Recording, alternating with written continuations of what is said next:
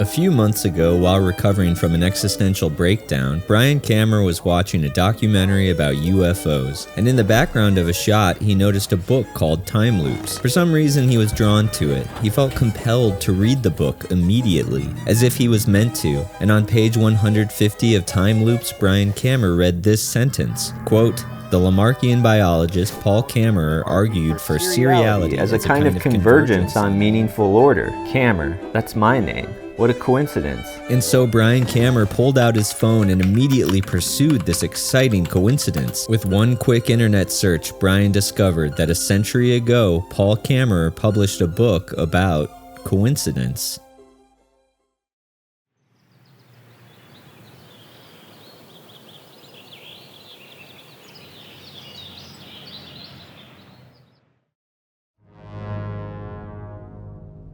His body was discovered shot to death in the hills of Austria in September 1926. There was a note. Dr. Paul Kammerer requests not to be transported to his home in order to spare his family the sight. Simplest and cheapest would perhaps be utilization of a dissecting room in one of the university institutes. I would actually prefer to render science at least this small service. Perhaps my worthy academic colleagues will discover in my brain a trace of the qualities they found absent from the manifestation of my mental activities while I was alive. Whatever happens to the corpse buried, burned, or dissected, its bearer belonged to no religious community and wishes to be spared a religious ceremony, which probably would be denied him anyway.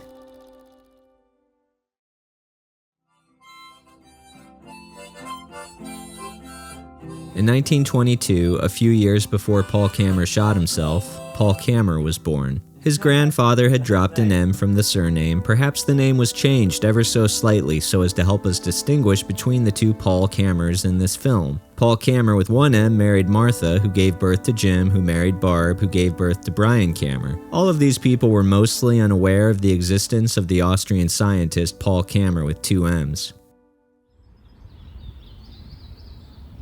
Paul Kammerer wrote at least 4 suicide notes. The one he left next to his body drifts in and out of the third-person perspective, perhaps in an effort to displace some of the guilt and fear anyone might feel within the intention of self-destruction. Referring to oneself this way divides agency, as if Dr. Paul Kammerer was only the soon-to-be corpse, the foolish man that caused all the trouble. He achieved greatness but made the mistakes, whereas the writer of this note was something else entirely, an immortal narrator, a ghostly ether that watched and or secretly pulled the strings, moved the man from love to love, from music to biology, from theory to experimentation, from feverish ambition to self-destruction.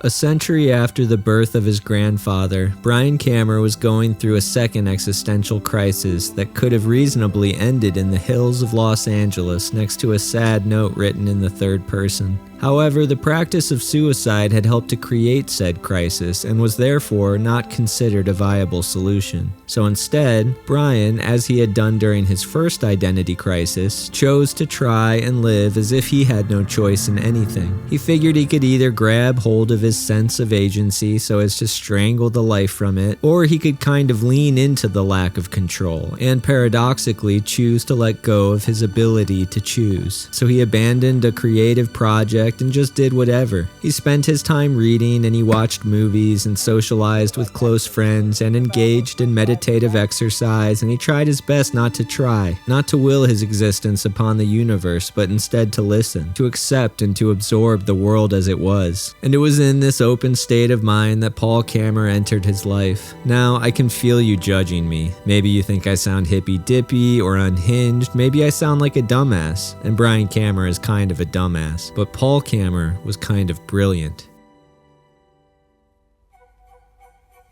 Of course, Paul Kammerer with two M's is most famous not for his theory of seriality, nor was he famous as a composer or pianist, though songwriting was his original passion, and this fact helped encourage Paul Kammerer's feelings of connection to Paul Kammerer, since Brian also dedicates a large portion of his life to songwriting. But Paul Kammerer with two M's took a dramatic left turn away from music so as to become perhaps the most famous evolutionary biologist of his time. He championed the Lamarckian theory of evolution and tried to prove that through sheer willpower and conscious effort, organisms could change their genes in one generation. Brian is not a scientist and not terribly interested in biology, so here is an oversimplified generalization of what the Lamarckian theory of evolution suggests about inheritance. If a person works really hard at playing the piano, their DNA will change, and when they reproduce, their kids will inherit an innate ability to play the piano. Paul believed that through hard work and willpower, we can change our genetic makeup. During the winter of 2016, years before the existential crisis that inspired this film, Paul Kammerer had understood himself to be completely and miserably addicted to drugs and alcohol. He wanted and needed to quit. And he also wanted and needed to keep drinking. This double bind led to a second double bind. He wanted to die, and yet he did not want to die. Brian had some important and yet impossible decisions to make, but he was too broken to decide. So instead of choosing, Brian did what a lot of alcoholics do in his situation. He gave up. He accepted his complete and total lack of agency. He surrendered to a higher power. Call it God, call it an infinite string of physical causation, or the laws of seriality, or the collective unconscious screaming inward. Whatever it was not Brian, which was good because he was exhausted.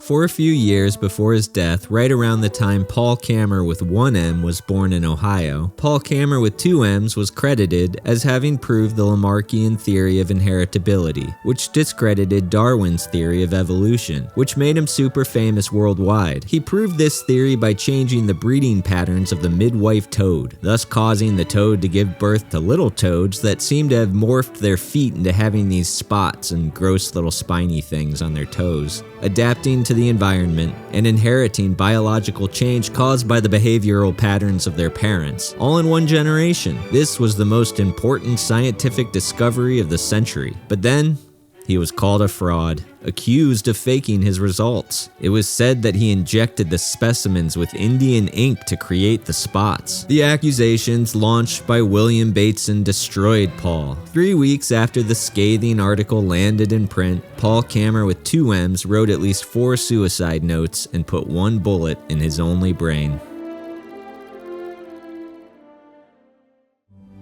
Brian gave up so thoroughly on the idea of his own free will, he couldn't even frame the act of giving up as something that he had willfully done or was doing. He would not admit to his friends or even himself that he was actively trying to be sober or that he had made the decision to change his life. He did not join a 12-step program or report this narrative to anyone because this was not his narrative. From his perspective, he had no control over the need for these various substances, nor did he control the intoxicated fool that had wrought so much havoc. And he had no control over this new overwhelmed person in this phase of abstaining from said substances. In March of 2016, when offered a beer, Brian would say no, and this was so unlike him it begged further questions. How come? And he would simply respond with the information he had. Brian would say, I'm not drinking right now. And more questions would come. Oh, are you taking a break, like a cleanse? How long are you going to go? And Brian would clarify, I'm just not drinking right now, as if he were a feckless automaton, a drone at the whim of some unknown operator. And honestly, that's how I felt. But eventually, Brian started to adopt the language of recovery and even accepted the merit for having achieved and maintained sobriety. It felt good. And when a friend would compliment his willpower and self-control, he would smile and talk about support systems and wave off the perceived accomplishment as if he were only being humble. Though deep down, he suspected that the real reason he often wilted at the compliments was that he, the persona of Paul Kammerer, was most likely not the driver of this profound change, and thus deserved no credit for what the universe had done. It took Paul Kammerer about 20 years off and on to research and write his Law of Series. The book became something of a hobby that he'd work on between biology projects and musical compositions, though hobby might not quite capture the obsessive nature in which he studied coincidence. He published the Law of Series in 1919, just 6 years before his death. In this book, Paul posits that some acausal force referred to as waves of seriality work side by side with physical forces forces like gravity and magnetism and causation to attract similar events and things and circumstances and even symbols together in time and space, causing a sequence or series or coincidence. But before we can understand his theory, we should figure out what exactly we mean by coincidence. On the one hand, a coincidence is, quote, a remarkable concurrence of events or circumstances without apparent causal connection, end quote. We find coincidences remarkable or meaningful or unsettling because they are without causal connection and because they seem terribly unlikely. A few famous coincidences. A patient tells Carl Jung of a dream in which an authority figure presents her a meaningful golden beetle. They immediately hear a tapping at the window and Carl cracks it to find a beetle and gently presents it to her. Artist Michael Richards constructs a series of life-size sculptures of himself being struck by planes. He died in his studio on the 92nd floor of the World Trade Center when a plane struck him. The sun is 400 times larger than the moon and 400 times farther away.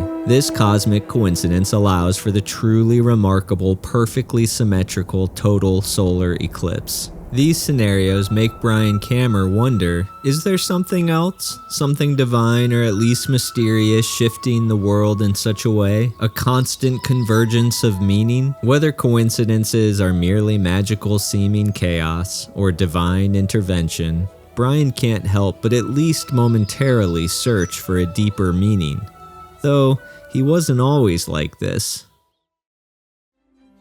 The universe formed about 27 billion years ago. Maybe that's too far back. Okay, let's skip ahead. The year was 2022. No, not quite far enough. Okay, it was late 2021, and at this point in time, mainstream science was unified in believing the universe was only about 14 billion years old. In 2022, two of Brian's very good friends would die within 3 weeks of one another, and a scientist in Ottawa would claim that the universe was actually twice as old as previously believed. Full disclosure, the age of the universe is still actually mostly believed to be about 14 billion years old, despite the rogue scientist in Ottawa. Paul Kammerer kind of misrepresented that just now for the sake of his film, much like what William Bateson accused Paul Kammerer of doing in 1926, misrepresenting his research. Regardless, in late 2021, Brian drove around the country sleeping in a car, reading books, and writing a new novel. He was hiking and camping in national parks, living this kind of monastic, nomad lifestyle for months, and was mostly happy, but also beginning to feel somewhat existentially unstuck. He'd spent most of the last 2 years in relative lockdown like everyone else, and so escaping his bubble and wandering and exploring felt pretty good. But society was slowly coming back to life, and there was a growing fear within Brian that as he became a middle-aged man, the world might just leave him behind. He had something of a plan for the immediate future. In a few months, he would stop living in his car so as to climb into a big white van and go on tour again with the video art collective Everything is Terrible.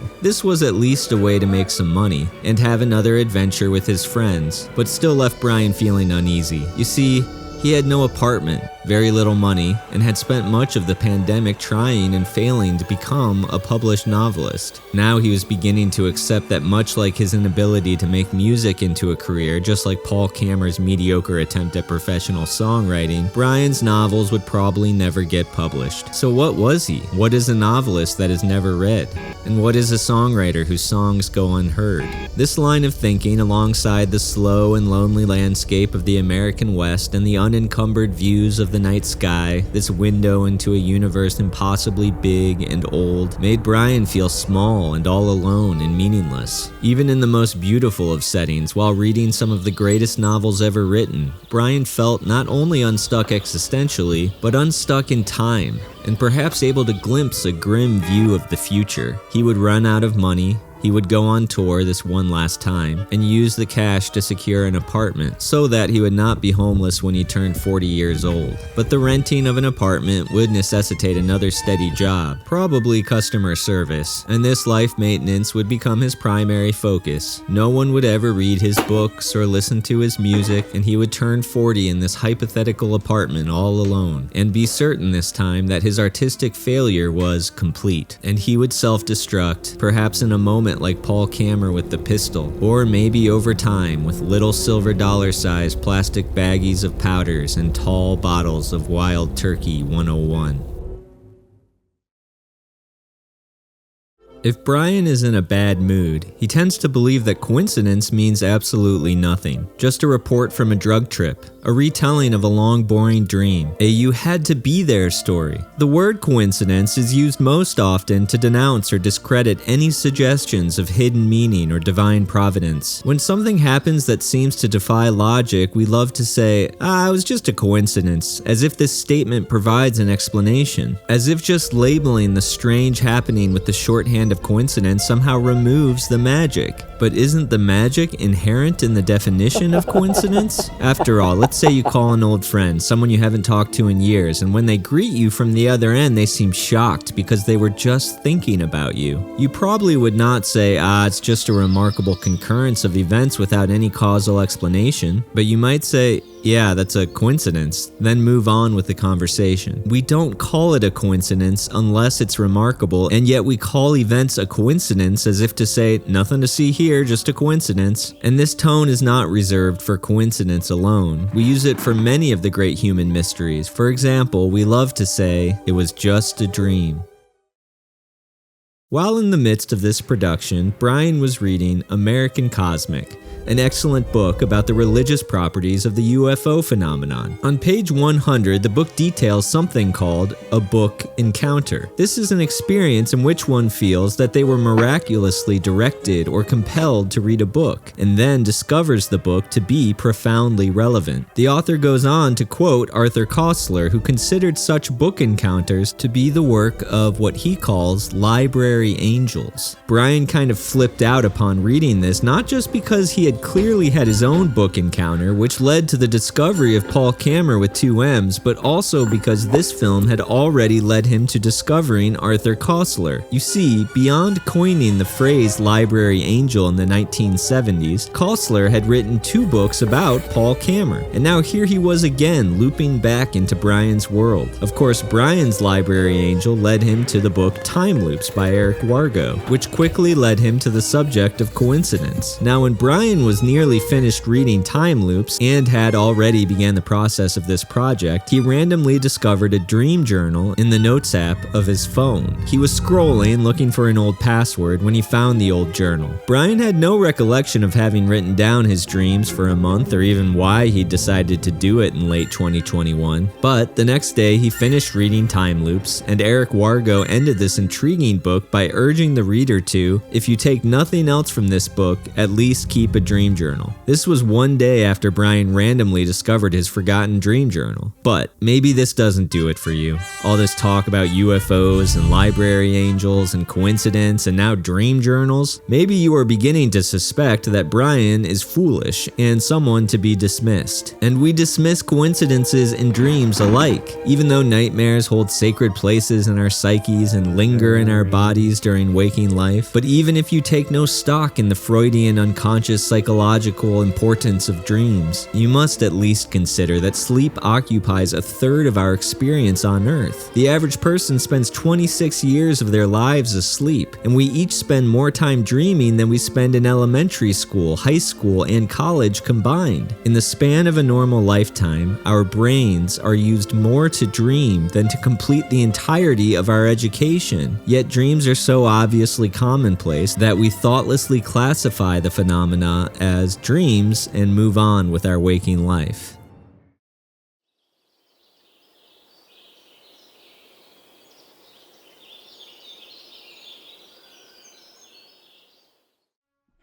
In early 2022, Brian was still broke, alienated, living in a car, freaked out about the future, and about to go on tour. But then he remembered something. He had an extraordinary willpower. He'd written several novels, recorded very many albums, and plenty of times had traveled the country with Everything Is Terrible and written and performed for thousands of people, and recently found he was able to live comfortably and rustically in his car alone. And he'd even finished writing another novel while doing so. He'd overpowered his addictions and gotten sober, so all he needed to do was find a better use of his willpower. Then maybe the future need not be so grim, but instead could be glorious. He just needed to pivot. A new plan emerged. Total self-control would be exercised, but in the most exciting of ways. He would use the money from Tor not to find lodging or to create a more secure existence, but instead he would switch mediums and change his life. Brian Kammerer would make a feature-length narrative film. Much like how Paul Kammerer had given up on being an important composer and pianist and dedicated his life instead to science, and not just any science, but the science of epigenetics, to manipulating the realities of living beings, and in doing so creating new beings and new worlds, and most importantly, a new Paul. And so Brian would follow in Paul's footsteps and create a new meta-reality for the screen, bringing new characters to life, and in this way he would grab hold of his identity and use this extraordinary willpower to become a meaningful man.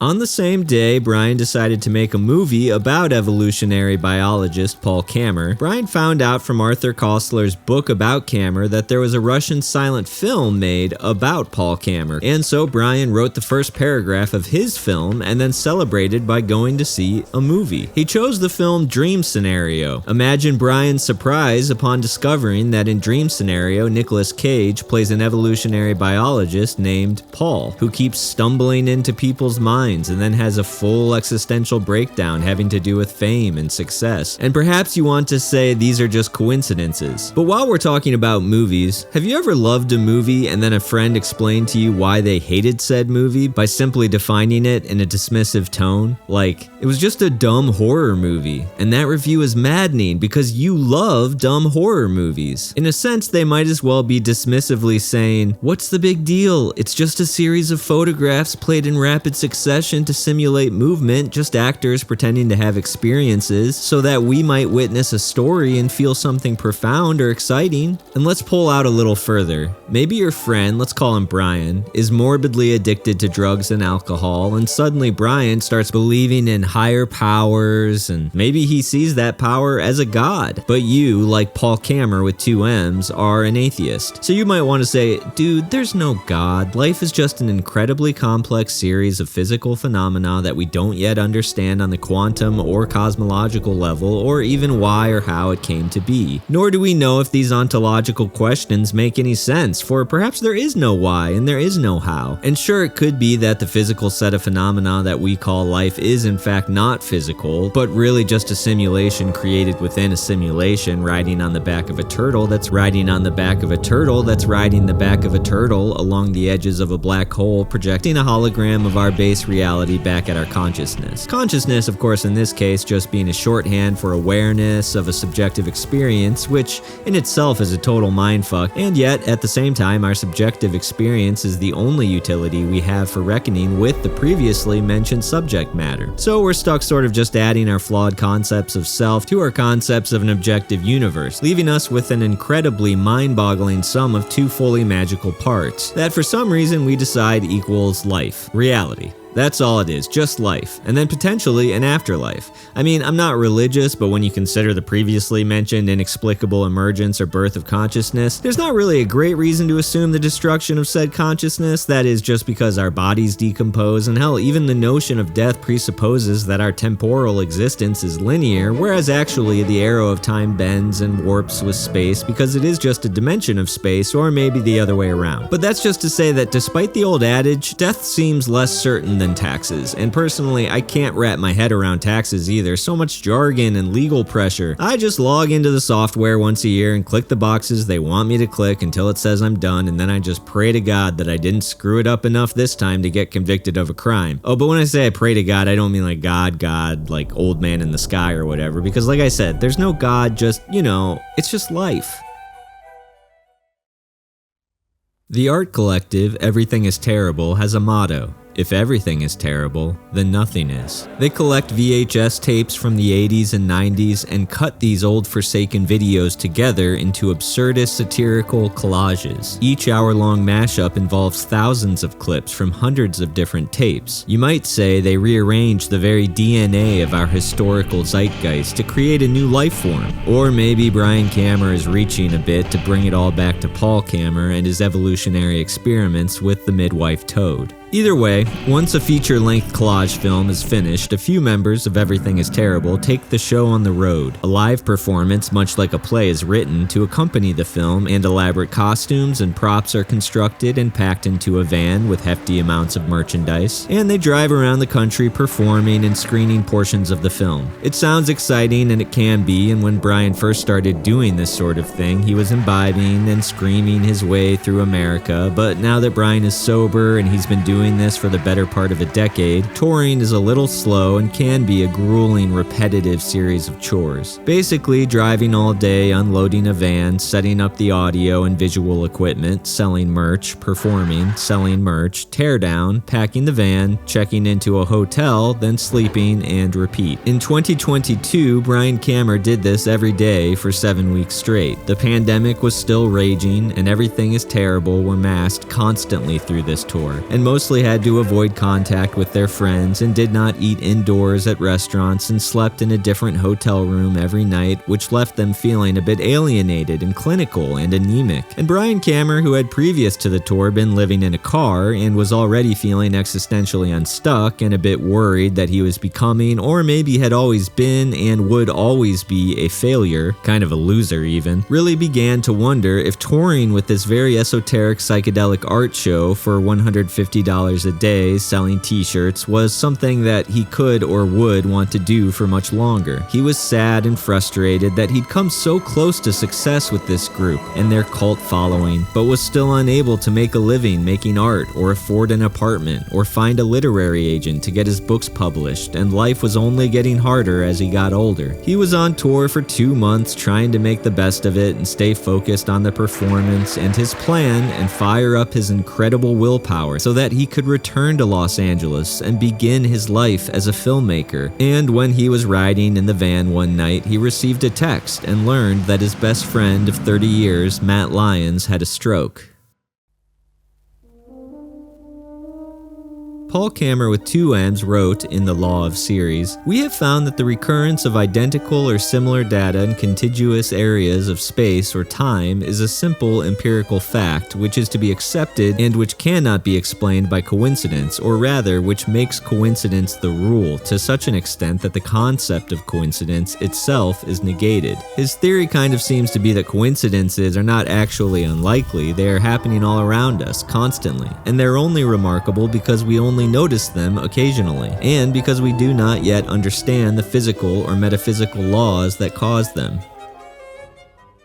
A few friends in Los Angeles went to the hospital and reported that Matt was talking and recovering and would be alright. So Brian continued on with the tour for a week or so. Then, in Boston, Brian got a call explaining that there was significant organ damage and that Matt's heart had stopped. And they got it going again, and though he was stable, he would most likely need a heart transplant to recover. And Brian walked the halls of this hotel and cried, and he called some old friends and they cried together. He suspected that he should probably go back to Los Angeles and be with his friend, but was told that Matt Lyons was on a ventilator and not able to have more visitors, and so the tour went on. Upon writing this, Brian Kammerer is not sure how he managed to dissociate or bear the fear and dread for the remaining month of tour. He'd lose his sense of self in the performance every night, and while he was not on stage, he ate a lot of ice cream. A tiny historical part of his brain wanted to drink liquor and melt into an old oblivion he once knew so well, but the desire was fleeting and his willpower was strong, and something, perhaps the waves of seriality, kept the concurrence of sober days together. He would stick to the plan and finish the tour and make $8,000 and come back to Los Angeles and be with his friend Matt Lyons, who would recover, and Brian would use the tour money to make his first film. He was already writing it in the van,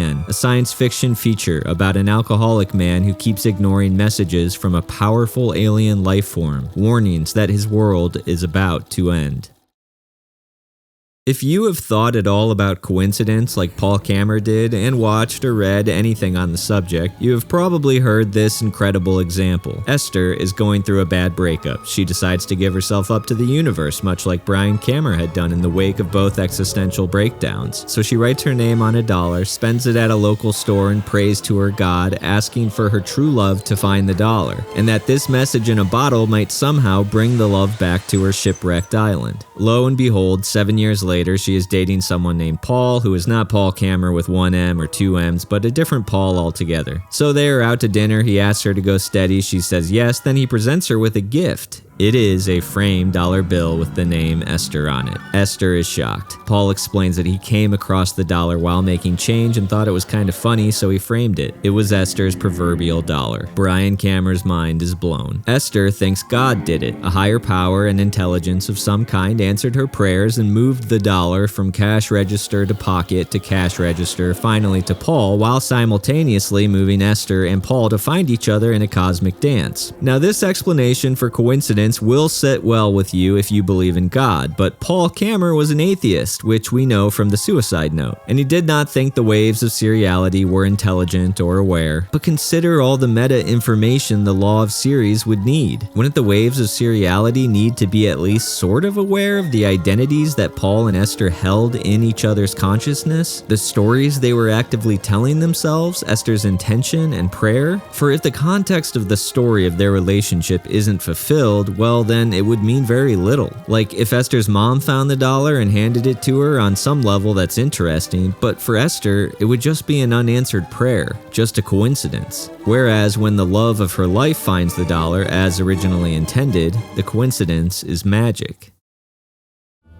Brian's friend Marlo texted him while he was riding in the cold tour van in February. Over the phone, Brian explained his fear and dread and the terrible health problems facing his friend Matt Lyons. Marlo and Brian were collaborators. They had worked on various film projects together, but Marlo and I were friends first. They'd spent Brian's last birthday, November 7th, dancing together, and they'd spent the last New Year's Eve together watching movies. While he was scared and stuck on tour, Marlo comforted Brian and assured him that they would dance when he got back and make this movie together. And the moment Brian got out of the van in Los Angeles and into his car, he drove to a corporate burger place and met Marlo, and they talked for 2 hours about life and the movie and the tour. Brian was manic and all about asserting his will and making this exciting change, doing something really hard and collaborative, finally making a real movie. Marlo and Brian made plans, exchanged production ideas, talked about the script and casting and funding and photography. Though he was back in Los Angeles, Brian was still unable to visit his friend Matt in the ICU, but they expected Matt would soon be off the ventilator. It was just a matter of time. Brian would be able to make this movie during the day with Marlo and visit his friend Matt at night. So for the next few days, Brian met up with various friends and collaborators and sent his script all over the city. He continued to text with Marlo about shooting style and the films they wanted to copy, and for fun, Brian met up with his friends to screen one of Marlo's music videos at a theater downtown, which went over really well. Everyone had a blast and spent the evening laughing and celebrating. Brian Kammerer remembers leaving that theater and feeling excited and capable. He had control of his life. Everything was going to be all right. The next day, Marlo committed suicide.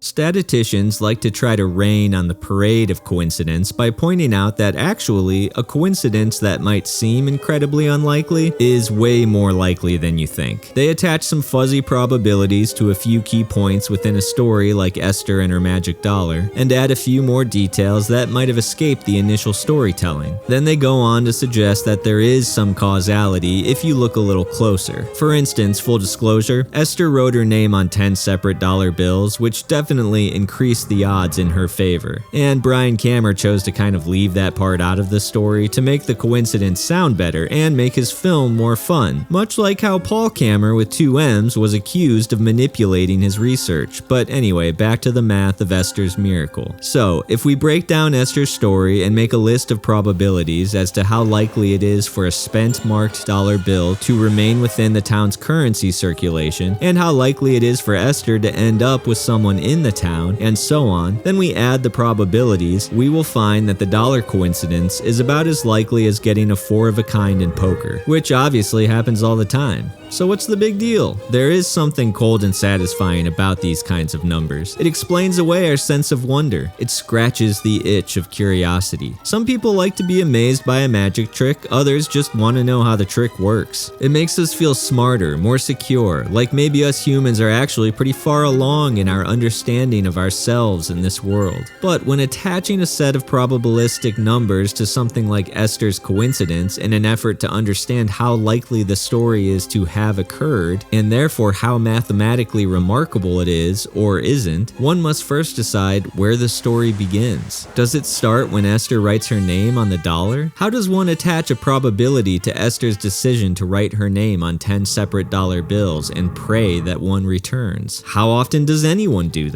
And considering the prayer, maybe the story begins when Esther first discovers her belief in God. Or does it start when Paul randomly meets Esther? Or does it start when Esther is born? Or when her mom meets her dad? Or does it start when humans become conscious beings that can consider these sorts of things? Or does it begin when the first protein mysteriously forms within the primordial soup? Or should it start where everything started? The Big Bang, the creation of everything from nothing. What's the probability there? I mean, is it more likely for there to be something than nothing? Or the other way around? Brian thinks it's kind of an Ouroboros of meaning. The story is only exciting because of the coincidence, and yet the coincidence is only exciting because of the context of the story. The coincidence is the story. The story is the coincidence. A coincidence is not remarkable because it is an anomaly within this existence. It is remarkable because existence is remarkable. The true magic of a good coincidence is the ability it has to break through all of the dismissive walls we hide behind to protect our comfortable complacency. Coincidence reminds us that though life can be depressing, tedious, repetitive, grueling, frustrating, horrifying, violent, brutal, boring, and oppressively short or oppressively long, it is also truly remarkable. For example, when we use the dismissive probability argument and we do the calculations and say, Esther's dollar is no more remarkable than getting a full house in poker. Well, this might be true, but the poker hand is also quite remarkable. Fortunes are won and lost in poker. Men are murdered for cheating. Gambling addicts self-destruct. Full ritualistic religions exist within people's minds in an effort to control Paul Kammerer's waves of seriality. Talismans utilized in the worship of luck. What I mean to say is, tell someone who lands a 4 of a kind with their last $1,000 on the line that their hand is in no way remarkable.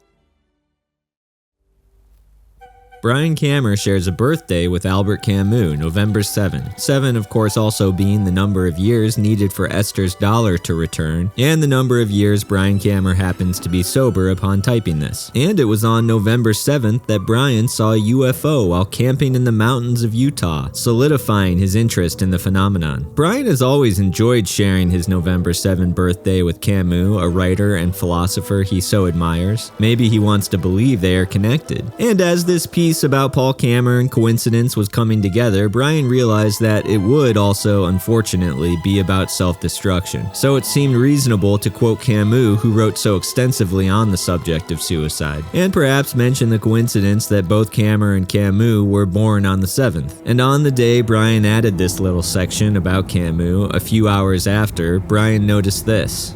Truly absurd, no? And fitting. For in the myth of Sisyphus, Camus' essay specifically asking the age-old question, to be or not to be, he wrote, "There's only one really serious philosophical problem, and that is suicide." The essay, much like the Hamlet soliloquy, suggests that life sucks and we could all check out at any time, and so it asks, why do any of us continue to live? Shakespeare seems to say we live only because we are scared of what death might bring, that is, what dreams may come. Camus comes to the conclusion that life is absurd, and this very absurdity is the reason to keep living. Brian Kammerer was on the phone with his father, Jim Kammerer, and explained the coincidence of our name and the scientist Paul Kammerer, but Jim Kammerer couldn't have cared less. And when Brian explained the best part, that Paul Kammerer not only had a coincidental last name, but had extensively studied coincidence, Jim Kammerer said quite dismissively, "What a thing to study." And of course it is just a mild coincidence, not nearly as good as Esther's dollar. Albert Einstein said that Paul's book on coincidence was interesting and by no means absurd, whereas the rest of academia, this world of self-serious men, found the work to be just that, absurd. And so it occurs to me that maybe you, the audience, might consider yourself serious people with no time for this absurdity, and you might feel more in line with my dad than you do with Brian Kammerer and Paul Kammerer with 2 M's. Maybe you think it's all absurd and that absurdity just doesn't do it for you. There are questions and suspicions surrounding Paul's death that still linger. Considering the angle of his wound, the gun seemed to be resting in the wrong hand, and the academic attack on Paul's work and character was so vicious, perhaps unfair, that some suspected he was innocent of the scientific crimes, and actually innocent of the crime of murdering himself. So was he a fraud, or was he framed? Was he murdered, or did he kill himself? Brian Kammerer thinks it's all of the above. In some sense, he was a fraud, and he was probably unfairly maligned, and he was murdered, and he definitely killed himself. No single truth outweighs another. In fact, the discrepancies between each truth are merely semantic. This is partly why suicide is so troubling. Beyond its violent permanence and the loss and the grief lies the very concept of suicide and its baffling ontology. For there is no way to understand self-annihilation without first trying to understand the elusive concept of self. You see, Brian wants to paradoxically separate the friend he lost from the person who killed that friend. When someone commits suicide, we like to tell each other that the victim didn't really mean it. I'm sure Paul Kammerer's family muttered this sort of thing to one another. We say this even when said person has a history of suicidal ideation. It's like a legal defense, as if that friend is on trial for the murder of themselves. We want them to plead insanity. Because the person I knew so well would never purposefully do something that would cause me so much pain. We separate that part, so as to make sense of the person we cherish. But if it wasn't them who made that shitty permanent choice, and instead it was their depression that possessed them like a demonic spirit taking control at a key moment to commit the crime, or maybe it was just an emotionally confusing set of extenuating circumstances that pulled their trigger finger. And so we go ahead and subtract that inner shadowy portion of the self and that outside presence and force that shaped them. But at this point, what remains? What's left is the true definitive self. Remember how Paul Kammerer chose to write his suicide note in mostly the third person? As if to say, it wasn't me who did this, Paul did it, not me. So who wrote the note? Who is the narrator? And maybe you want to tell Brian Kammerer, slow down, it's not that complicated. There is no disembodied narrator. It's all just Paul. And we can't and should not separate a person into the good and bad parts, because that's a false dichotomy. They are the person who killed themselves, and they are the person you miss so dearly. And maybe that's true. After all, Marlo lives in my mind and is beautiful there and perfect, and the memories make me laugh and cry, and also within me lives the uncontrollable anger that I have, which is intrusive and painful. And all of these pieces are easily connected to the Marlo I knew. I need not parse out my friend. They were complicated, and I want to keep the full picture within me. But what do I mean by that? Within me. Like, is Brian Kammerer the container of thoughts, like a glass, and all of these memories and emotions and sensations and perceptions merely the water that fills the glass? Because there was a Brian Kammerer, and he had a name and a self that existed for 30 years without knowing Marlo or feeling this grief. And I think I'm still the same person deep down. It's just that Brian is constantly filled with new feelings and new thoughts, whereas many of the old feelings and emotions and circumstances he experienced in the past, as a kid or as a drunk, are gone now and forgotten, and yet the essence of Brian still seems to remain. So it's reasonable to say that thoughts and emotions and the outside world just kind of pass through Brian. And sure, the strong feelings and thoughts and people, they stay for a while and might even change him, but on a whole they are quite separate from the actual fundamental thing that is Brian. So then, Brian is just the hardware, the container, the glass that holds the water, a thinking sensory perception machine. Brian is a thing that receives and experiences thoughts. Brian is the body, or more specifically, the brain. But wait, that can't be right. Because when my friends died, I saw their bodies. They continued to exist, but it wasn't them. Their essence was gone. The self had disappeared. A brain without thoughts is not a self. So maybe it's not the brain, but the thoughts that are actually far more tantamount to self. Which means that Brian might just be his thoughts. No container to speak of, or at least no line drawn between thoughts and brain, and therefore no separation between sensory receptors and the outside world they perceive. The self is just a relationship between me and everything else. When you speak to someone or hug them or dance with them, yourselves are indistinct and entangled. Because when you have a thought and communicate it to me, there is no static point in space when that information ceases to be a part of you and becomes a part of me. It simply unites us. We are a whirlpool of phenomena with no borders between subjective mind and objective reality. No real I, nothing that is separate from everything else, just a swirling, ever-changing pool of qualia, the perceived continuity of which, me, myself, Paul Kammerer, just an illusion, and the persistent feelings of ownership, my thoughts, my life, my feelings, just a trick of the eye, a confusing dream, a phantom pain, a coincidental side effect of reality.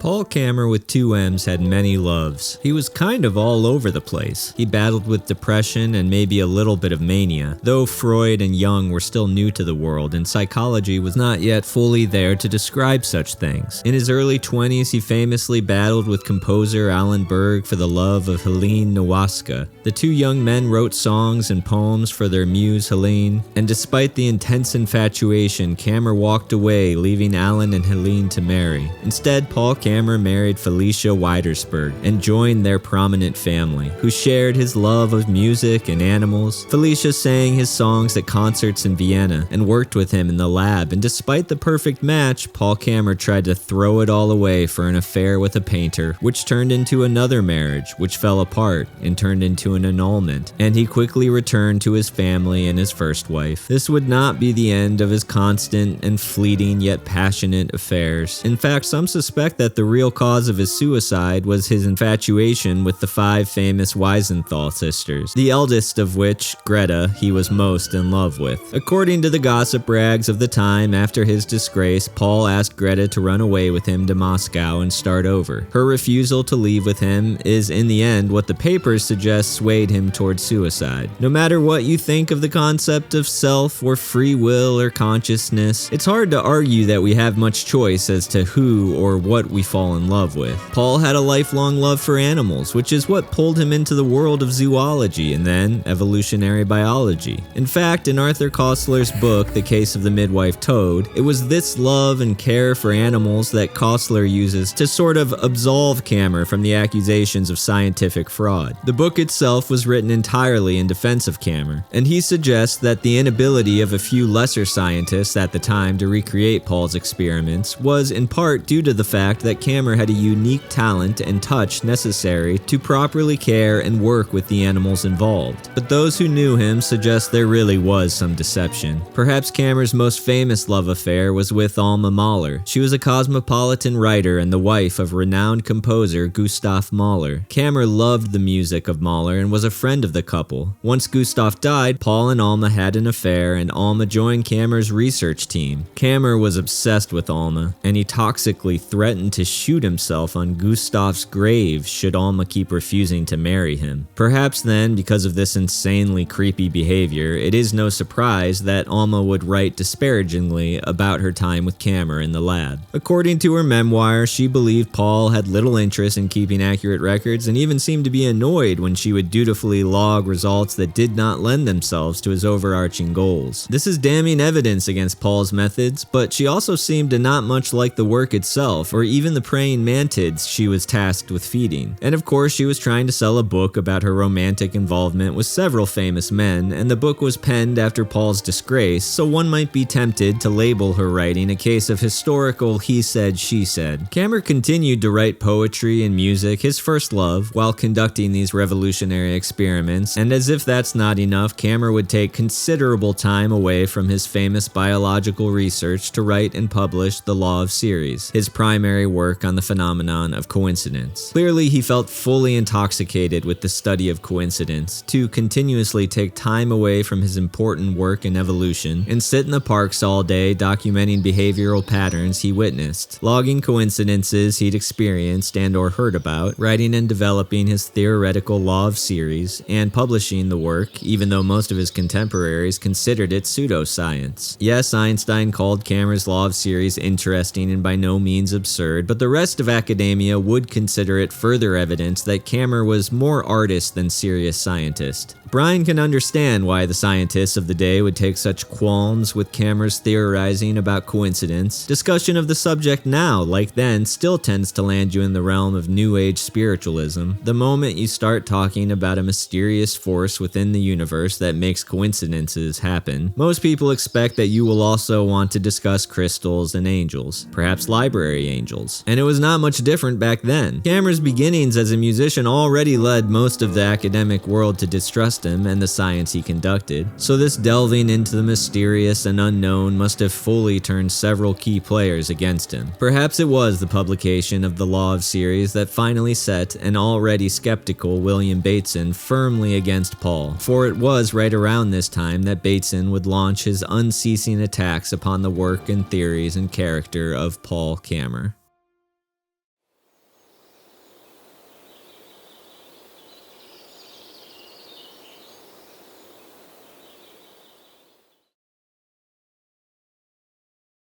Marlo's tragic death was not the second existential crisis Brian Kammerer referred to in the beginning of the film. During the immediate aftermath of Marlo's suicide, Brian was too shocked and overwhelmed to think much about anything, let alone concepts like the self and existentialism. This level of grief had not yet been experienced by Brian, and so he didn't really bother to define the feelings. Instead, he tried to grab hold of his sobriety and wrap his arms around the very little he was able to control in this world. And he carried his award-winning willpower into dark movie theaters, if just to escape the world for a bit, and of course to avoid escaping into dark dive bars and the oblivion that kept distantly calling out to him. Brian also sank into music. He strummed an acoustic guitar hypnotically and muttered nonsense in a trance like speaking in tongues until mumbles formed into language, and then he rented out an extremely cheap practice space where he could plug his guitar into large amplifiers and let the screeching feedback fill the room, and pound methodically on drums and scream his despair into microphones in an effort to empty out the overflowing horror within and replace it with the loudest vibrations and an ear-damaging ring. And then he went to visit Matt at night in the ICU. His friend was morbidly thin, like a skeleton. It required very many machines to keep him alive. They were able to talk, but mostly they just sat and watched movies and TV together. Brian did not mention that he was mourning the loss of his friend Marlo. He let go of his sense of self and, like a vigilante, he wore the mask of ease and tried to bring a positive, comforting persona to his struggling friend. There were several levels of deception happening. Not only did Brian keep his grief to himself, but he also pretended that seeing his best friend of 30 years emaciated and dying in a hospital bed with feeding tubes and breathing machines was totally fine. The ICU nurses helped to keep up the charade. They sailed into the room with smiles like everything was cool and not terrifying and all part of the plan. Brian would sit there with Matt and occasionally feed him little chunks of ice, and they'd stream movies on Brian's laptop. He was thinking, despite it all, everything was going to be alright, even as Matt became unable to concentrate on movies or television because the pain and discomfort was so overwhelming.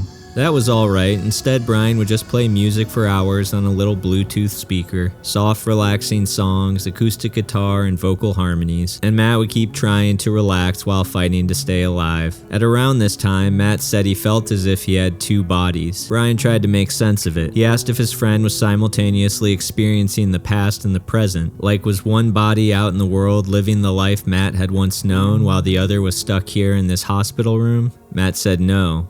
Both bodies are here in this room. Brian asked, "You mean like you're observing your body?" Matt said yes. This was well before Brian learned about another Kammerer who self-destructed nearly a century ago and wrote an out-of-body third-person suicide note. And it was before Brian had studied various theories of the mind and tried to formulate his own understanding of the concept of the self in order to write this piece. And long before he'd considered some sort of pseudo-scientific force manipulating reality in ways that we could never hope to comprehend. And so he was not sure what to make of this report that Matt's sense of self was fully fractured into two pieces, and maybe that which was truly representative of Matt's self, the soul, the spirit, the mind, or whatever, was slowly stepping away from its connection to the material Matt Lyons, whom I'd spent the vast majority of my life knowing and loving, and whom I still love and miss terribly today, and I cry as I write this. 2 days later, Matt died. But this too was no existential crisis. Brian Kammerer did not wonder what or who he was at this time. In fact, Brian was never more firmly planted in his body, and within his sense of self and his place within this universe. He understood with certainty what it meant to be Brian Kammerer. Brian Kammerer was a body that felt infinite amounts of crushing pain and nothing else. He would feel this never-ending pain until his body, like Matt's and Marlo's and both Paul Kammerer's, could take no more, and then he too would die. Life, the objective universe, mind, self, body, all of it was pain, and one's ability to endure and overcome this pain was the only metric upon which we are measured. And so, Brian would simply bear this new pain and overcome it and change himself and the world.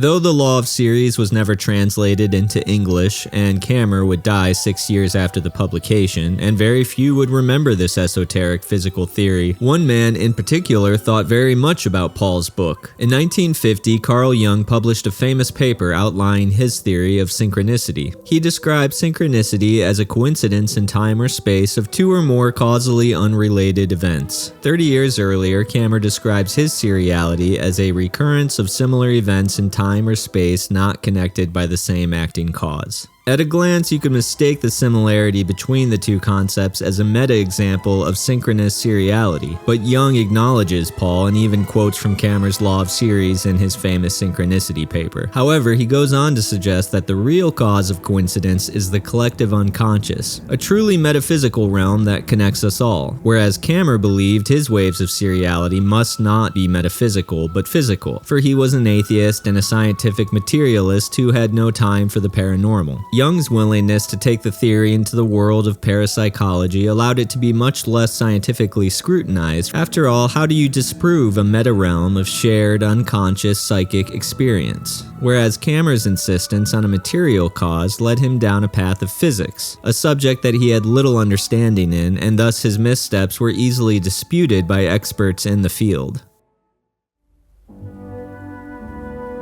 Matt and Marlo died within 3 weeks of one another, and so Brian imagined he and/or everyone else he knew might also die at any moment. Life was incredibly short and chaotic. There was certainly no time to wallow, no time to waste with a relapse and more recovery. The universe had attacked with crushing blows. It was time for Brian to strike back and take control of his life. Brian immediately reverted back to the plan. He started making his first feature-length film and would dedicate all of his money, energy, and time to this pursuit for over a year. He exercised control over every aspect of the process. He wrote the script continuously while building a hypothetical timeline that might lead to a schedule, and contacted each potential cast member and crew member and tried his best to communicate the ideas in his grieving brain. And as he ushered each person into the process and began to piece together the equipment, cameras, lenses, lights, microphones, and field recorders and props, he sent out hundreds of emails and texts seeking locations and availability for each shoot to construct each scene to build the movie. And all throughout this pre-production, Brian recorded hours of tonal music that he hoped might begin to develop into the score. And then the shoot began. Brian Kammerer directed every shot while operating the boom mic and field recorder. The only scenes in which he did not record audio were the scenes in which he was acting, performing lines that he wrote, directing himself. And between each shoot, Brian Kammerer began the long and meticulous process of editing the footage, cutting and recutting each scene over and over again, systematically continuing to control and shape and reshape the story, this meta-reality he was building. All the while, he was feeling more and more in control of his own reality, and in fact seemed to be achieving his dream of becoming a filmmaker, for every waking thought and action was at this point revolving around the film. And once Brian finished editing, he recorded the score and then mixed the sound, and took his mix to an engineer, and together they remixed and finalized the master. Then he sat with his friend Lur and watched and consulted while his friend meticulously colored each shot. And then the film was done. He had written, produced, directed, performed, edited, and scored a feature-length film. He was a filmmaker. He had achieved his goal. And yet, everything was still wrong. Of course, a real filmmaker must have an audience for the film. So Brian sent the film off to several film festivals, went on tour again with Everything Is Terrible, made a few $1,000s, got home, and found that his film had been rejected by every festival he submitted to. to. It was the same problem he'd had with music and his novels. He could use his willpower to create, but he had no say as to how the universe might react. And with no audience, he had to admit he was not a real filmmaker, and he still couldn't afford to pay rent. He still had no prospects for a career, no apartment of his own, and his friends were still irrevocably dead. And it seemed to hurt just as much now as when he'd originally started making the film. Maybe worse? So he began to write another movie and reached out to several friends and potential cast and crew and explained that they needed to get started again, and promised that this time the film would put them on the map of existence and be seen, even celebrated by the masses. This film would be a horror movie about a troubled man in the throes of grief who is obsessed with low-level fame to the point of delusion. He began assembling new equipment for this next film would be more ambitious, because to get into film festivals and become economically successful, Brian would need to shoot his film on more expensive cameras with expensive lenses. And he began to make spreadsheets and send out emails and talk to everyone he knew about the script, announcing that his ambitions had only doubled. But something was still wrong, something physical in his chest and stomach, a numbness in his limbs. But he banished it and overcame it and continued to research cameras, and he spoke to his new cast and crew with performed confidence. And sometimes he really believed in this confidence. Then one day he felt unable to move and too restless and frightened to sit still. Brian Kammerer was overcome with panic and anxiety and dread. He kept having the sensation that everything had been a dream and now he was awake. Much like how Matt observed his body in the hospital or how Paul Kammerer wrote in the third person before committing suicide, Brian Kammerer had no idea what he was, let alone what it was he should try to become. And a flood of sadness and understanding cut through him, dividing himself into pieces, the first person, the third person, me and Brian, all floating around, bouncing off the walls of reality, his various personas still within sight of one another, but certainly distant and distinctly separate. Each identity called out to the other and demanded, "You gotta get it together." Brian did not want to still be broken, out of control. Just a small, fragile piece of something terrifying. He wanted to be successful, to be great. He wanted Matt and Marlo to be alive and with him, to show them the movie and say, "Look what I did, guys." He wanted it so bad, he felt as if he needed it. This was very similar to the way he'd felt about drugs and alcohol, the need for something that was killing him. This was the second existential breakdown. In the early stages of writing this little navel-gazing, self-obsessed movie about coincidence, one of Brian's best friends visited Vegas for the first time. Brian asked her if she had done any gambling, and she explained the only game she played was the Little Shop of Horrors slot machine. Brian smiled upon learning this. It seemed to connect to him and this piece he was writing in his existential breakdown. Brian had played Seymour in his high school production of Little Shop of Horrors, and of course Seymour becomes symbolically and literally overwhelmed with ambition and the desire for fame and money. The representation of this addictive dark human need portrayed by a giant, insatiable man-eating plant that of course eventually eats Seymour alive. Out of all the games in Vegas, that was the one my friend Anna chose to play. Now, a few hours after talking to Anna, Brian listened to a podcast that he'd never listened to before. In fact, the only reason he was listening was a mistake. He'd confused it with another podcast that had been recommended. And on this episode, the hosts interviewed a writer he had never heard of, William T. Vollmann. Brian looked up the writer's recent essay they were discussing, Four Men, which is a heartbreaking piece partially about the death of William's daughter who had died from chronic alcoholism in 2022. The same year, Brian had lost his friends. William's life had mostly fallen apart within that grief. He was struggling to get his latest book published. He was broke. He was writing this essay for money and wondering if the work itself was productive or healthy. The connection seemed obvious. The parallels were numerous. Grief, 2022, destructive alcoholism, struggling with writing and publishing, ambition. In the interview, William even mentioned a book he'd been working on about the CIA. The last book Brian had tried in earnest to get published was a 1,000-page novel he'd written about the CIA. The essay tells the story of William interviewing 4 unhoused men in Reno. One of the first feature-length scripts that Brian wrote was a movie called In Reno,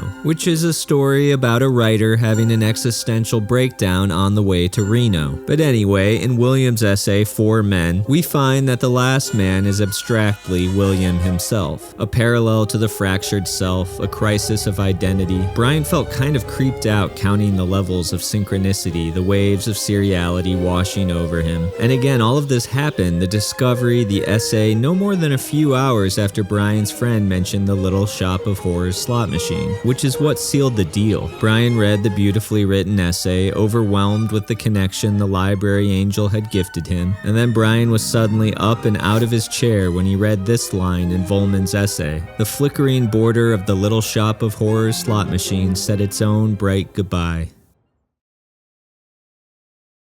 Brian once thought he needed to drink alcohol to stay alive. He assumed that wild turkey and speed and weed and coke and opioids were the only way to stave off his more and more persistent suicidal ideations. And yet now he feels this was an illusion. In fact, it seems more likely that he was actually unconsciously trying to kill himself with booze and drugs. Or then maybe they really did keep him from self-destructing for a time. It's hard to say. When he stopped drinking, it really wasn't an act of willpower. It wasn't a choice. At the time, he had no idea what to do or even what he was doing. He certainly did not make some rational change for the better. Brian likes metaphors, and so here's one to help you understand how it felt to be uncontrollably addicted to something and then uncontrollably abstinent from said substance. It's like he was doing the monkey bars in total darkness. This is what drinking and drugs had become. He had no idea how or when he'd come to this circumstance. Hanging from these bars in the dark, he could see no ground below him, and so he expected that if he ever let go, the fall would kill him. The only reasonable choice was to keep chugging along from bar to bar and hope to find a vertical ladder at the end so that he might climb down safely and rest. But there was no end in sight, so he kept moving from handle to handle. No matter how tired or impossible it felt to hang on, he continued to dangle in the dark, holding on for dear life, desperately trying not to fall into the mysterious and potentially deadly abyss below. And there was never a rational, conscious decision to let go. Quite the opposite. At the moment his fingers finally slipped, his brain was still screaming, "Hang on or you will die." He did not choose to drop. He just couldn't hang on anymore, and he fell. And gravity and the various laws of nature took over and pulled him steadily down. He never landed, and the monkey bars were long gone and possibly far away. And the strangest part was that it turned out, once he got used to it, he kind of liked falling. It is possible that my grandfather, Paul Kammerer with one M, was named after the scientist Paul Kammerer with two M's. He was one of the most famous scientists in the world at the time Brian Kammerer's grandpa was born. With the shared surname, one could imagine the news of Paul Kammerer's apparent brilliance reaching the cornfields of Ohio, and perhaps even inspiring a little pride amongst German Americans. Paul was even touring through America, giving lectures about man's ability to change their genetic makeup. He believed in a short time all of humanity would become superhuman, or at least that's how he got people excited about his work with toads. Of course, it's unlikely that either of my great-grandparents traveled from Hartville, Ohio to New York City to catch a quick lecture in German about epigenetics as it related to the midwife toad, but nonetheless, it is possible that they read about him, or perhaps they pulled the name from Jung's collective unconscious, or it was just a wave of seriality forcing their hand, and or obviously Paul is an extremely common name, so maybe it was just a coincidence. But if they had caught wind of Paul with two M's and thus decided that another little Paul Kammerer was what the world needed in 1922, Brian wonders how they felt when Paul was disgraced and then shot himself in the mountains 4 years later. Did they feel any kind of connection? Any regret for choosing the name? Did they promise not to mention my grandpa's namesake ever again? Of course, at this point, little Paul Kammerer with one M would have been 4 years old, running around, inhabiting his own identity as an adored kid with the beginnings of a personality. Whereas Paul Kammerer with two M's was dead and soon to be mostly forgotten. And Brian's grandpa Paul would be put to work in the cornfields of Ohio with his brothers, and he would go off to fight in World War II and come back to Hartville to marry Martha, and his life would have nothing to do with Paul Kammerer with 2 M's. Until, of course, his grandson, Brian, would come across the scientist and tie their paths less than a year after Grandpa died at the age of 101. Mostly, the 2 Pauls would be fully fractured from one another, with fully separate identities. Maybe the difference in the number of M's helped my grandfather to disconnect from the other Paul. Of course, Paul Kammerer with 2 M's would not have been an easy identity to take after. He was constantly fracturing his own life into contradictory versions of himself. When married, he was pining over other women. When he was a scientist, he was writing music at night. He spent 20 years cataloging coincidence and writing a paranormal and spiritual theory, all the while insisting that this theory was in no way paranormal or spiritual. His scientific evolutionary experiments strove to prove that man could truly shape and will and control even our genetic destiny, and yet his law of series explicitly acknowledged that waves of seriality controlled our behavior, events, matter, thoughts, and even symbols in ways that mankind could not yet hope to understand, let alone guide. He was a cold atheist and hard materialist who still somehow believed in forces, quote, ubiquitous and continuous in life, nature, and the cosmos, the umbilical cord that connects thought, feeling, science, and art with the womb of the universe which gave birth to them. He was manically productive and filled with love, and then manically depressed and spewing toxic threats. He was considered brilliant and famous and acclaimed, and then a phony, a failure, and forgotten. Whereas Paul Kammerer with 1 M, my grandpa, was not famous. He was not well known anywhere save for the hardware store in Hartville, Ohio, where after witnessing 4 separate people saying "Hi, Paul" to his 99-year-old grandfather, Brian Kammerer couldn't help but remark,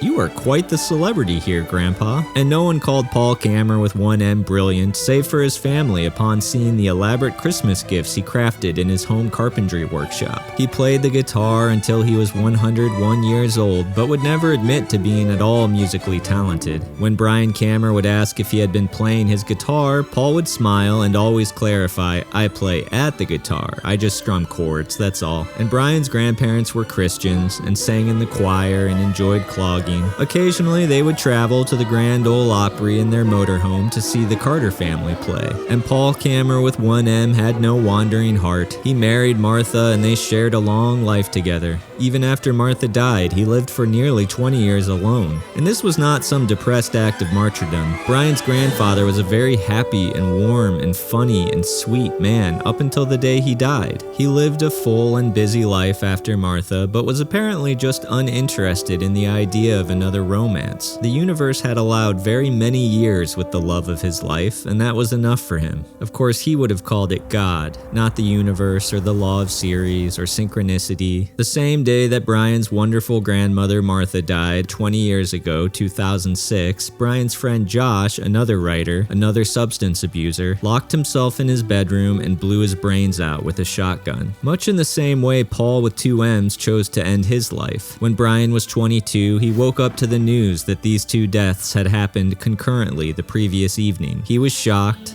He thought, what a coincidence. He could not shake the possibility that it meant something, that for some reason the universe had chosen Brian Kammerer as some kind of death fulcrum, connecting these 2 worlds. At the funeral, our family assured each other that Martha was up in heaven, and that seemed reasonable. Martha was a sweet, loving, compassionate old Christian lady who had succumbed to her health problems, whereas on the same night she passed, Josh had gotten drunk, gotten into a fight with his wife, it got violent, and then he shot himself. Was there a place in this heaven for someone like Josh? At the time, Brian felt pretty certain that there was no heaven, no God that accepted Martha and turned away Josh, just a quiet, peaceful oblivion for them both. Like Paul Kammerer with 2 M's, Brian did not believe in God, and he believed that his belief was a choice. Now he can't decide.